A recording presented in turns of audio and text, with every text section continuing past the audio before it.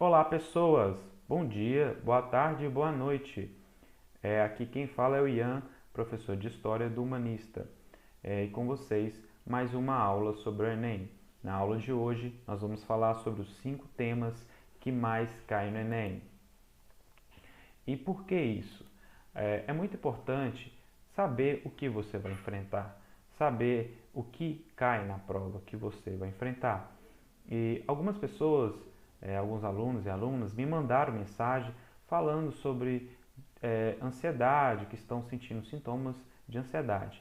É perfeitamente comum estar sentindo ansiedade nesse período de vestibular que vocês vão prestar e ainda mais devido à quarentena e ao coronavírus. Tudo isso gera uma sensação de incerteza. A gente não sabe como que vai ser o futuro, se vai ter o Enem. Então tudo isso acaba provocando com que as pessoas tenham mais ansiedade. Uma das formas de combater a ansiedade é saber com o que você vai estar lidando e como se preparar bem. E esse é o objetivo da nossa aula de hoje. Se você conhece o inimigo e conhece a si mesmo, não precisa temer o resultado de 100 batalhas. Essa frase é de Sun Tzu, um general chinês estrategista. Ele escreveu isso em A Arte da Guerra. É um pensador chinês muito importante para pessoas que é, estão pensando em alguma estratégia, desde para a guerra ou passar no vestibular, também serve, que é um ensinamento que parece ser bobo, mas é muito interessante. É, conheça, conheça você, conheça os seus limites e conheça o seu inimigo. Com isso, você não vai temer o resultado. Pensando nisso, eu produzi essa videoaula falando sobre os 5 temas que mais caem no Enem. O primeiro tema é sobre o Antigo Regime. O Antigo Regime vai de 1492 a 1808. Eu dividi para ficar de uma forma mais didática em 3 eixos: o eixo da política, o eixo da sociedade e da economia. História é transformação.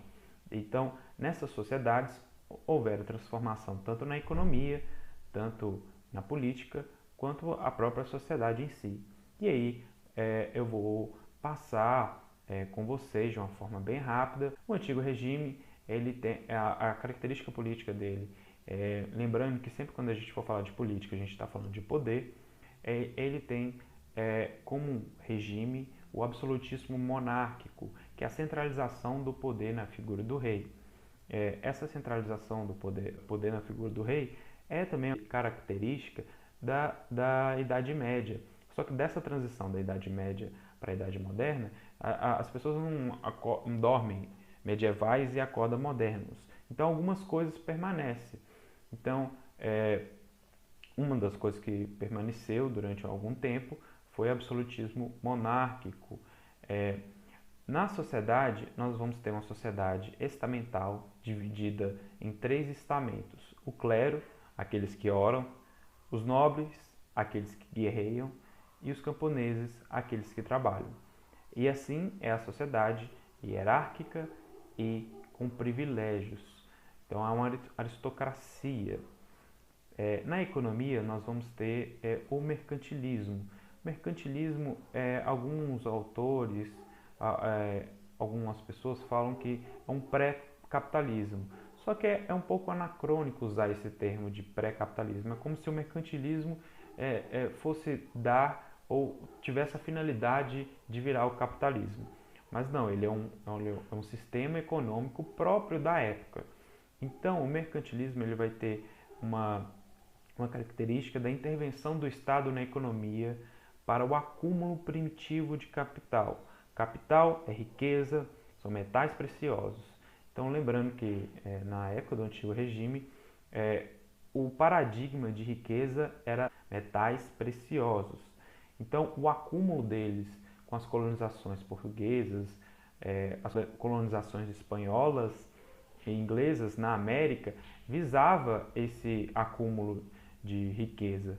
Então, o Estado português, espanhol, inglês e outros estados europeus, eles investiam dinheiro para que conseguisse tecnologia para fazer as expansões marítimas, as grandes navegações, para conseguir esse enriquecimento.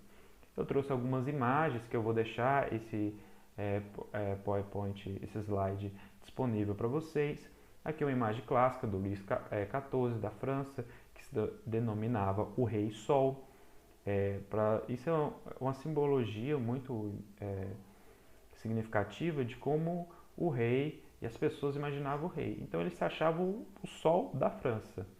Aqui a segunda imagem nós temos uma pirâmide estamental do antigo regime que mostra, ilustra o que é esse estamento. Aqui nós temos a balança comercial, que seria essa intervenção do Estado, o Estado intervindo nas importações e exportações. O segundo tema que mais cai no Enem é o segundo reinado. O segundo reinado é de 1840 a 1889. No campo da política, a gente vai ter o golpe da maioridade, que é o golpe que pessoas junto ao Dom Pedro II, que ainda era menor de idade, dão um golpe para que pudesse governar e começa o período regencial. Depois desse período regencial, a gente vai ter a maioridade do Dom Pedro II, onde ele vai instaurar o parlamentarismo às avessas, que é um sistema que vai ser parlamentar, só que vai ter a interferência do Dom Pedro II na nomeação dos deputados, dos parlamentares, na disputa do poder. Então não vai ser uma disputa democrática ou direta. O terceiro ponto é a Guerra do Paraguai. A Guerra do Paraguai foi muito importante para a consolidação do exército. E foi uma forma também do Brasil praticar imperialismo com seus vizinhos sul-americanos. Na sociedade, a gente vai ter a característica ainda de uma sociedade agrária e escravocrata. Então, a mão de obra livre vai ser só de imigrantes. A abolição da escravidão vai acontecer no finalzinho, em 1888, mas vai ter vários processos, movimentos, né, contra a escravidão, algumas leis, a lei contra o tráfico negreiro. Só que eu não vou entrar em detalhes de tudo. Na economia nós vamos ter o ciclo do café. O café vai ser um dos produtos mais importantes. A Europa inteira vai estar consumindo café, os Estados Unidos também. Nós vamos ter uma tímida industrialização por Barão de Mauá. Ele vai começar a investir em ferrovias, a investir em uma certa infraestrutura do país. Aqui nós temos o Rei se Diverte, que é uma charge do Farias, publicado no jornal O Mequetrefe. Nesse jornal de 1878, é muito importante a gente ver algumas charges, porque o Enem gosta de trabalhar com charges também. Então gosta de que você interprete charges. Nós temos também eu trouxe alguns quadros, o quadro do café, mostrando esse ciclo do café, do Cândido Portinari. O terceiro tema é sobre a Primeira República. Ele é muito cobrado porque é muito importante entender como é que foi essa consolidação, também chamado de República Velha. A Primeira República ela vai se iniciar com a proclamação da República, que na verdade é um golpe, né? A República vai iniciar com a República das Espadas, que seria com golpe, depois os militares no poder, com Marechal Deodoro e Floriano Peixoto. No segundo momento, nós vamos ter a República Oligárquica, ou República do Café com Leite, de 1894, que era uma alternância entre São Paulo e Minas, que eram os dois estados que tinham uma elite latifundiária que comandava o país. Comandava através do coronelismo, voto de cabresto, em candidatos que eram mais favoráveis a esses dois estados. Como eles tinham mais riqueza, eles conseguiam controlar bem as eleições. Nós vamos ter várias revoltas, nós vamos ter revoltas rurais, revoltas urbanas e militares. Na economia, crise econômica, impressão de papel moeda para tentar dar conta dessa crise, que vai gerar muita inflação. É, como eu disse, aqui a proclamação da República, que dá para perceber que há canhões, há pessoas armadas, mostrando realmente que é um golpe. Aqui a capa da revista Careta, de agosto de 1925, que faz uma brincadeira mostrando que São Paulo e Minas e os outros estados tentando chegar na presidência, mas não conseguem. Essa dinâmica de São Paulo e Minas Gerais vai durar até 1930. Aqui nós temos a pintura retratando Canudos antes da guerra e Canudos depois da guerra. Como eu disse, houve inúmeras revoltas. Uma dessas revoltas é a Guerra dos Canudos. Nós temos também a Guerra do Contestado, Revolta da Vacina e Greve Geral de 1917, Movimento Tenentista e Revolta da Chibata. Então, foi uma época muito conturbada, as pessoas estavam indignadas com esse projeto de república que estava se consolidando. E todas essas revoltas elas foram reprimidas de forma autoritária pelo Estado brasileiro. Principalmente a Guerra dos Canudos. Aqui na Praça da República nós temos bondes virados pela população por causa da represália sobre a vacinação obrigatória, que havia um surto de varíola. Um sanitarista, Oswaldo Cruz, manda o Estado chegar na população e aplicar a vacina sem nenhuma informação, sem nenhuma política que informasse as pessoas sobre o que estava acontecendo. E as pessoas ficaram revoltadas com isso. Nós temos também a Revolta da Chibata, que foi uma revolta contra chibatadas que os marinheiros sofriam dos seus superiores, porque era um resquício da escravidão, e eles castigavam os marinheiros de baixa patente dessa forma. O quarto tema que mais cai no Enem é o período entre guerras, de 1918 a 1938. Alguns marcos fundamentais para a construção desse período vai ser a Revolução Russa, de 1917, antes da Primeira Guerra, só que ela vai ser muito importante, que vai determinar alguns rumos da história mundial. Nós temos o Tratado de Versalhes, que vai colocar a Alemanha como culpada, então a Alemanha vai sair muito desmoralizada da Primeira Guerra Mundial, e com isso ela vai haver um certo revanchismo alemão que, com crise econômica, crise política, vão surgir regimes totalitários.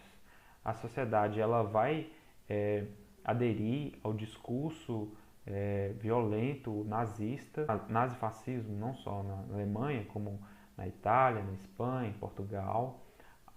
É marcada por crises econômicas. A crise mais significativa foi a quebra da Bolsa de Valores de 1929. Eu trouxe algumas imagens, os soldados e civis se manifestando durante a Revolução de 1917. Nós temos aqui os 3 ditadores totalitários, né, que construíram estados totalitários, baseado na ideia do líder popular, carismático. Então, Benedito Mussolini, na Itália fascista, Joseph Stalin, na Rússia, e o Adolf Hitler, na Alemanha, que é o mais conhecido. Aqui tem um quadro da assinatura do Tratado de Versalhes. Aqui algumas imagens sobre esse movimento nazifascista. Vou deixar tudo disponível para vocês.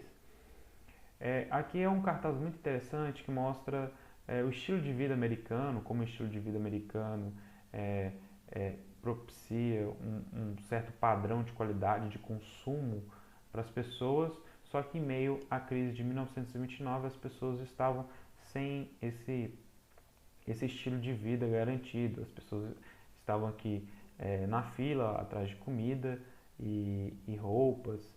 Aqui essa foto é uma das fotos mais famosas do século XX, que mostra o desespero de uma pessoa que perdeu o emprego, perdeu o marido, tem 7 filhos e está sem perspectiva nenhuma no meio da crise de 1929.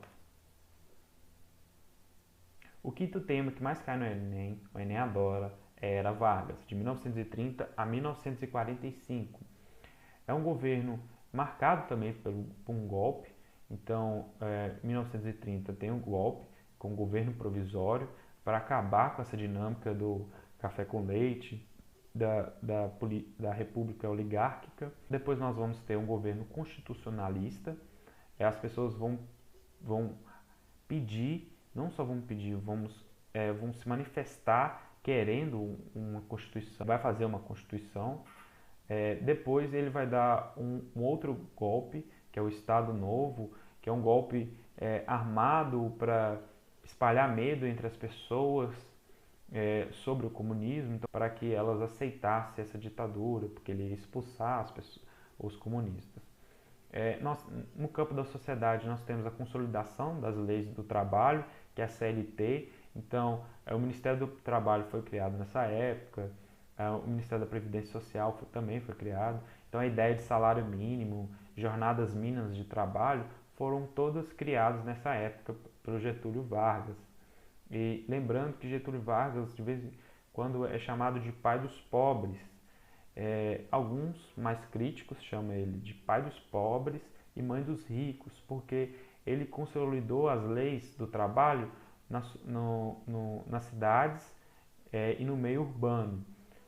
Entre o meio rural, ele não fez nenhuma legislação, nenhum salário mínimo, nenhuma previdência, porque o Vargas vem de uma família de latifundiários e ele tinha alguns interesses de proteger os grandes latifundiários, por isso chamado do pai dos ricos.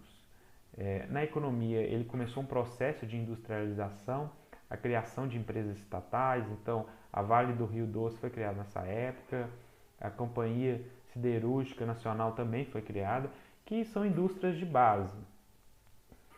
Aqui no golpe de 1930, uma foto do Vargas, a propaganda do Estado Novo mostrando ele. Então, ele sempre usando desse populismo, usando dessa personalidade carismática para se legitimar. Aqui os tipos de industrialização, como eu disse, a indústria de base, que são petrolíferas, metalúrgicas e siderúrgicas, que o Vargas estava preocupado, porque é o início da industrialização, são indústrias de base. Comemoração do Dia do Trabalho. E é isso, pessoas, esses foram 5 temas do Enem. Sugestões, críticas, comentários são bem-vindos, podem me procurar. Continuem estudando, continuem focados, tentam saber mais sobre o Enem. Esse foi um panorama geral. Os conteúdos específicos é muito importante que vocês estudem e bons estudos.